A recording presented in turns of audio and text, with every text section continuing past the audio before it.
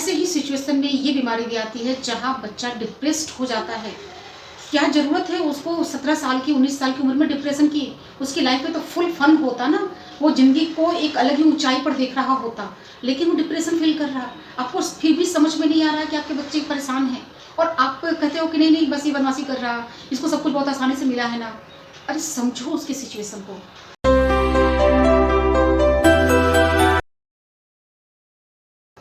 नमस्कार दोस्तों, मैं डॉक्टर मिली, काउंसलिंग साइकोलॉजिस्ट। पिछले 14 सालों से मैं मेंटल हेल्थ के फील्ड में काम कर रही हूँ।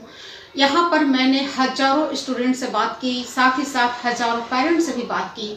और एक चीज़ जो मैंने बहुत गहराई से महसूस की वो ये कि आज सबसे ज़्यादा प्रताड़ित बच्चे हैं और माँ बाप हैं प्रताड़ित करने वाले। ये एक बहुत आश्चर्य की बात है, लेकिन उन माँ बाप को ऐसा बिल्कुल भी एहसास नहीं है कि वो अपने बच्चे को टॉर्चर कर रहे हैं। तो क्या है ये पूरा माजरा, समझेंगे आज की इस वीडियो में।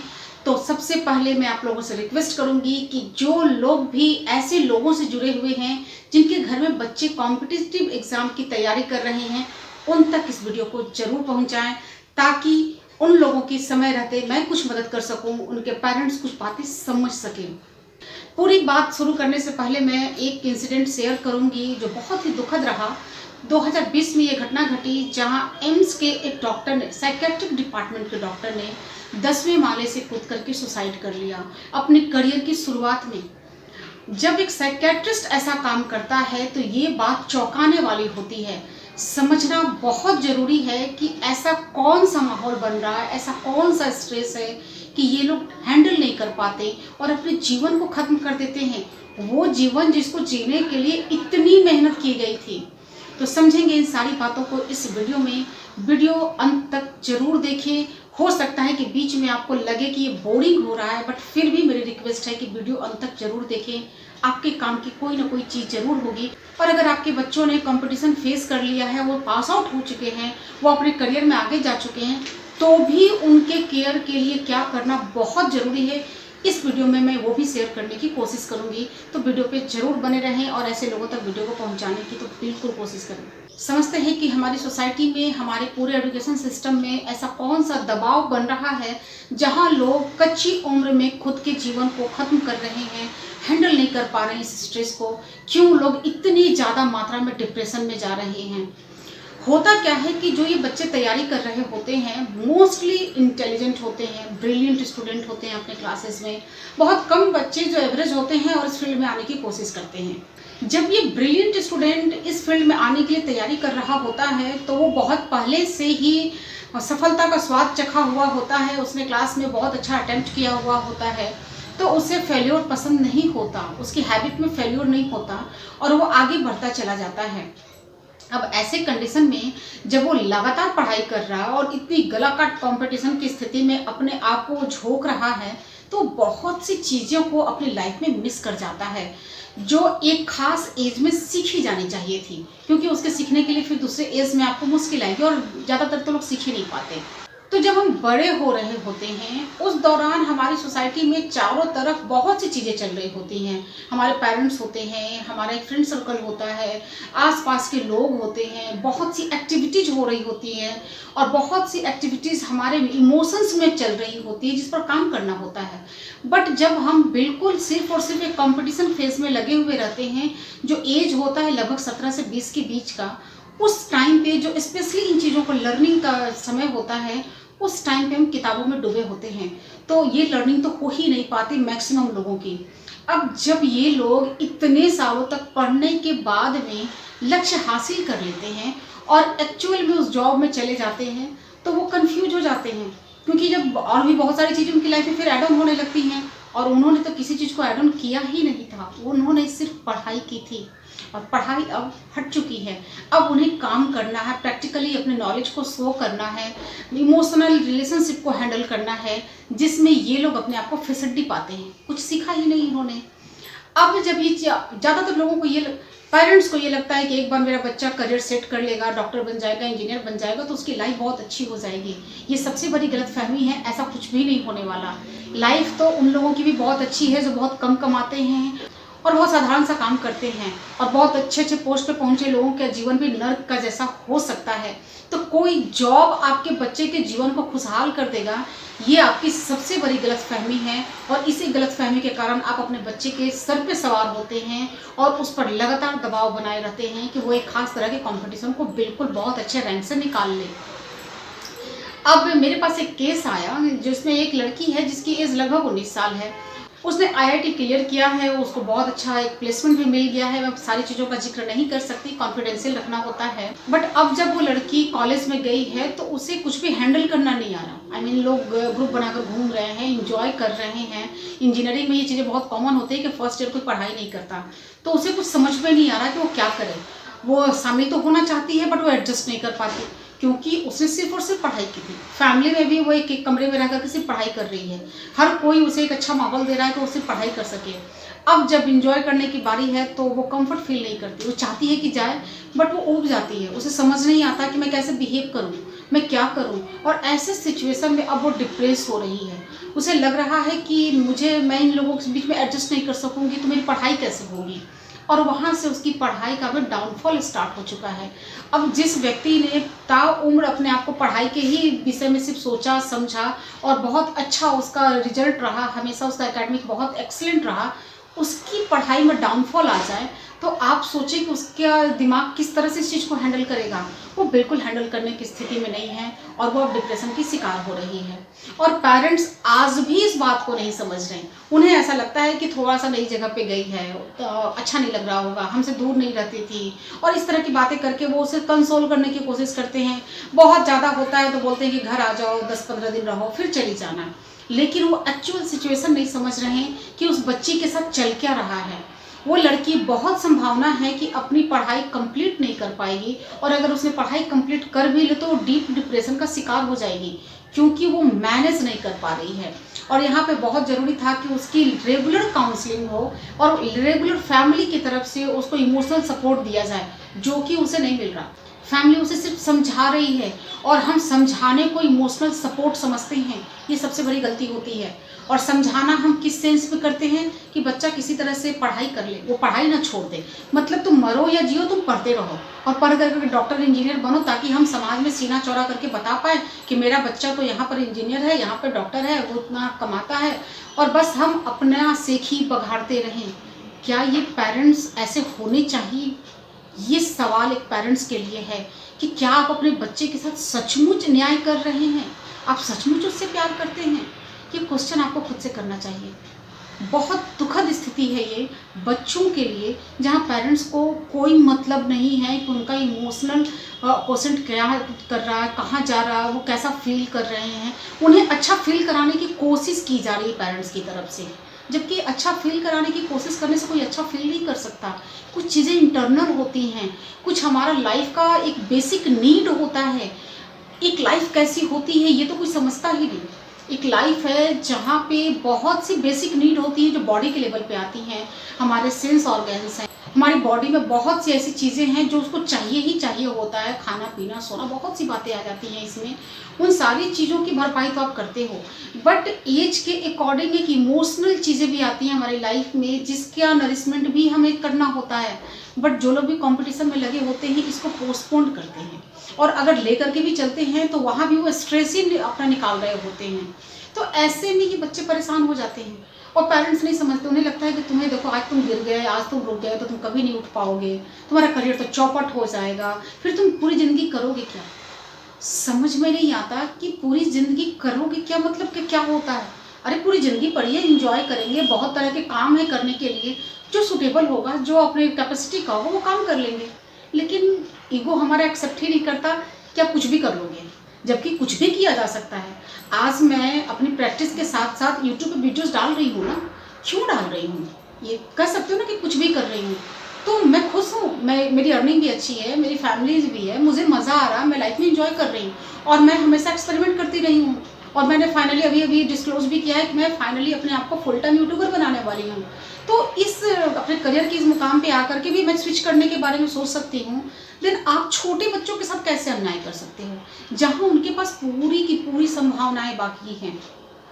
बिल्कुल अपने बच्चे को आप टारगेट करो, उनको बताओ, उनको फ़ोकस करो, उनको आगे बढ़ने की ज़रूरत है, उनको डॉक्टर इंजीनियर ही बनाओ, लेकिन उनके पेस में, उनका क्या है लेवल, हो सकता है कि वो शायद 2 सालों में करना अच्छा रहे उसके लिए, हो सकता है उसके लिए 4 सालों में करना अच्छा रहे।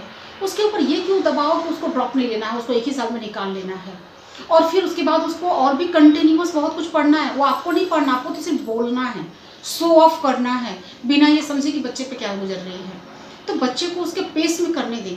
फर्स्ट अटेम्प्ट बहुत इंपॉर्टेंट होता है, ये सही बात है, उसको फर्स्ट अटेम्प्ट में अपना 100% देना है, बट अगर ना हो तो उसका स्ट्रेस भी नहीं लेना है। इसके लिए भी मेंटली प्रिपेयर करना ज़रूरी है कि पूरी जान झोंक दो फर्स्ट अटेम्प्ट में, लेकिन अगर किसी कारण से वो ना हो, आप पीछे रह जाओ, कुछ चीज़ें आपके हाथ से निकल जाएँ, तो स्ट्रेस में मत आओ, फिर से प्रिपरेशन करो, अपने पेस को समझो क्या है। आप 2-4 साल एंजॉय करते हुए पढ़ो, जाने दो ना दुनिया जहाँ जा रही है।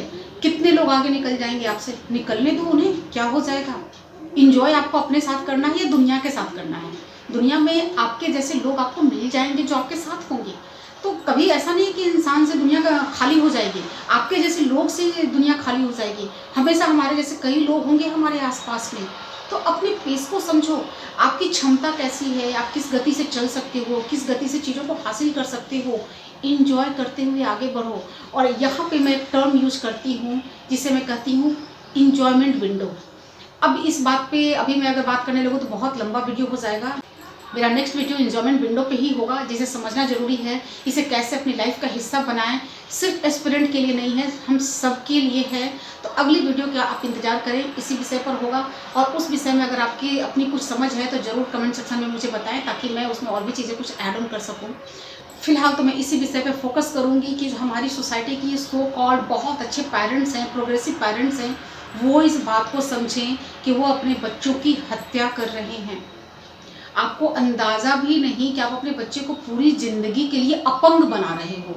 उसके आपके हाथ पैर नहीं होते तो आप उसे अपंग कह देते हो। बट आपने कभी ये नहीं सोचा कि एक बच्चा इमोशनली किसी सिचुएशन को हैंडल नहीं कर सकता, तो उसका ब्रेन एक लेवल पे अपंग ही तो हुआ ना। लेकिन आपकी लाइफ में उसकी कोई वैल्यू नहीं है, क्योंकि आपने तो रफ टफ ज़िंदगी जी थी, आपने उन चीज़ों को हासिल नहीं किया, धक्के खाते हुए आगे बढ़ गए और आपने बस उसी तरीके से अपनी ज़िंदगी को गुजारा है। और आपकी ज़िंदगी में वैसी ही चीज़ें भी हैं, आप सेटिस्फाई हो नहीं, तभी तो बच्चे के पीछे पड़े हुए हो।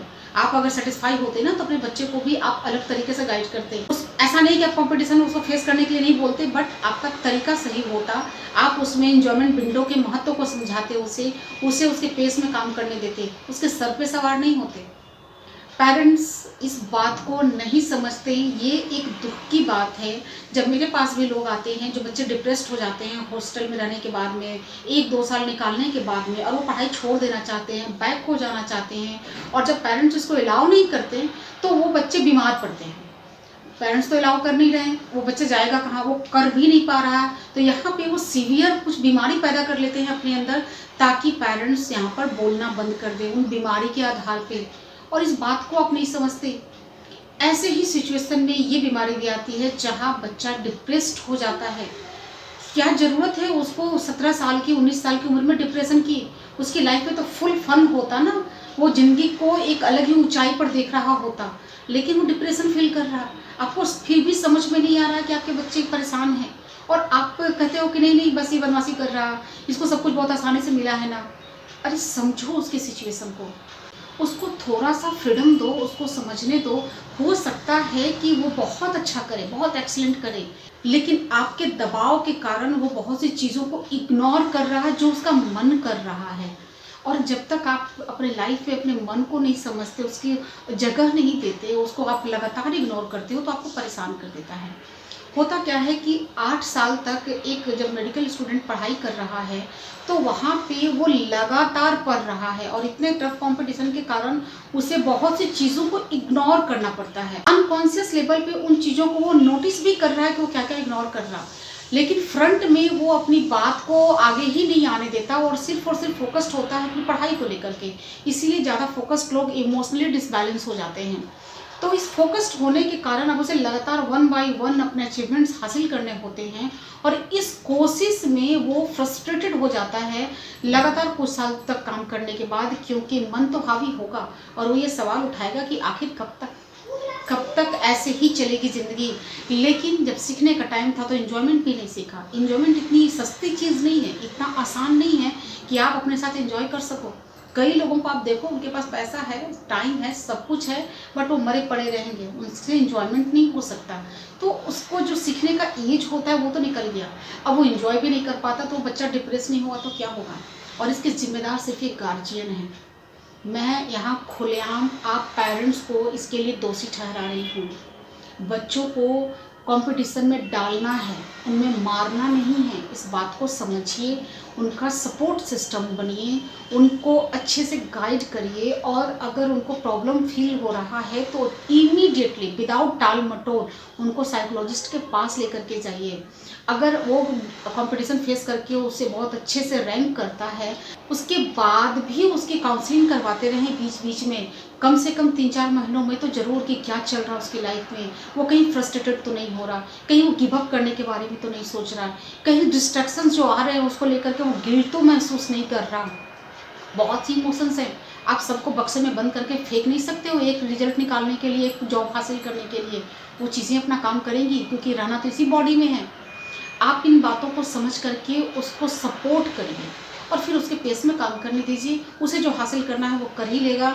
और लाइफ सिर्फ किसी जॉब के कारण खुशी नहीं लेकर के आता, लाइफ अपने आप में एक हैप्पीनेस है। जॉब, ये सारे काम हमें खास अमाउंट में हमारी पहचान बनाने में मदद करते हैं, हमारी लिविंग के लिए कुछ पैसे लाने में मदद करते हैं। हैप्पीनेस हमारी लाइफ का हिस्सा है, वो आप बिना कुछ रखे भी हो सकते हो, और उससे ही आप नहीं करने दोगे बच्चों को तो क्या होगा। आपने नोटिस किया होगा, अगर आप गार्जियन हैं, थोड़ा गहराई से विचार करके मुझे बताइएगा कि जब आपका बच्चा कंपटीशन के फेज़ में था, जब वो तैयारी कर रहा था या कर रहा है, उस टाइम पे जब वो एंजॉय करता है, टीवी देखता है या किसी तरीके का फ़न में इन्वॉल्व होता है, तो क्या आप उसे टोक नहीं देते हो कि क्या बात है, तैयारी वारी नहीं करना है क्या, क्यों टाइम पास कर रहे हो। ईमानदारी से आप मुझे इस बात का जवाब दीजिएगा। आप ऐसा करते हैं, मैक्सिमम लोग ऐसा करते हैं। बहुत मुट्ठी भर भी लोग ऐसे नहीं हैं जो यहाँ पे समझते हैं कि ये भी ज़रूरी हिस्सा है, जबकि वास्तव में ये ज़रूरी हिस्सा है। बच्चे को खेलना, हंसना, बोलना, लोगों के बीच में बैठना, सारी बातें आनी चाहिए, और आप उसे सिखा ही नहीं रहे हो। आप उसको जैसे ही वो इन चीज़ों में इन्वॉल्व होना चाहता है, आप उसको कॉलर पकड़ते हो और उसको उसके टेबल पर बैठा देते हो। आप अपने बच्चों की हत्या कर रहे हो, हत्यारे हो अपने बच्चों के, इस बात को समझना। और जब आप जैसे गार्जियन के बच्चे परेशान हो जाते हैं, बीमारियां पैदा कर लेते हैं और वो किसी साइकोलॉजिस्ट के पास जाते हैं, तब भी आपकी उम्मीद क्या होती है कि जल्दी से वो ठीक हो जाए, नहीं तो वो पीछे छूट रहा है। बच्चे पे क्या बीत रही है ये नहीं समझ में आ रहा, उसको लाइफ टाइम के लिए कौन सा फियर उसके दिमाग में जगह ले रहा है ये आपको समझ में नहीं आ रहा। आपको सिर्फ एक बात समझ में आ रही है, मेरा बच्चा पीछे हो रहा है। और जब ये पीछे हो रहा है तो सोसाइटी में मुझे कई लोगों को आंसर करना है कि आपका बच्चा क्या कर रहा है। आपके दिमाग में सिर्फ और सिर्फ सोसाइटी है, आपके ड्रीम्स हैं, बच्चा आगे बढ़े, आपको बच्चा टूल की तरह दिखाई देता है जो इन चीज़ों को अचीव करेगा और आपकी लाइफ में इन चीज़ों को शामिल कर देगा, जिसके आधार पे आप अपना सीना चौड़ा करोगे। बच्चे का इंडिविजुअल एग्जिस्टेंस तो आपने एक्सेप्ट ही नहीं किया। वो बच्चा है, वो इंसान है, वो हंसना, बोलना, अपने सारे काम करना, वो सारी चीज़ों को एंजॉय करना चाहता है, और उसके उस फ्रीडम के साथ में आप कभी उसको अपनी लाइफ में जगह ही नहीं देते। आपके लिए बस वो आपकी प्रॉपर्टी है जिसको आप इन्वेस्ट करते चले जा रहे हो। और तब जा कर के ये बच्चे जब थोड़ा दूरी बनाते हैं अपनी लाइफ में, जब एंजॉय करने लगते हैं, आगे बढ़ जाते हैं, तो आप जैसे माँ बाप भी बैठ करके शिकायत करते हो कि आजकल के बच्चे तो किसी काम के ही नहीं हैं, कभी सुनते ही नहीं हैं। क्या करें, ज़माना खराब हो गया है, कलयुग आ गया है। कलयुग के जिम्मेदार आप लोग कलयुग के अधिकारी हो। आप लोग ही कलयुग को एक तरह से रिप्रेजेंट कर रहे हो। बहुत कड़वी बातें हैं और भी करवाहट है मन में आप जैसे पेरेंट्स के लिए, लेकिन मैं इतना कड़वा बोल नहीं सकती हूँ क्योंकि आप सुन नहीं पाओगे। तो बात को मैं यहीं ख़त्म करती हूँ। अगली वीडियो में मैं विंडो एंजॉयमेंट के बारे में बात करूँगी, उसे भी ज़रूर देखें और समझें कि बच्चे जो पढ़ाई कर रहे हैं, जो तैयारी में लगे हुए हैं या उन्होंने कुछ अचीव भी किया है और आगे तैयारी कर रहे हैं, तो उन्हें कैसे सारी चीज़ों को हैंडल करना चाहिए, कैसे अपनी लाइफ में कुछ चीज़ों को ऐड ऑन करना चाहिए, इन सारी चीज़ों पे फोकस होगा मेरा नेक्स्ट वीडियो, जिसका नाम है एंजॉयमेंट विंडो। तो बने रहें टच में, आती हूँ नए अपडेट के साथ, तब तक के लिए नमस्कार।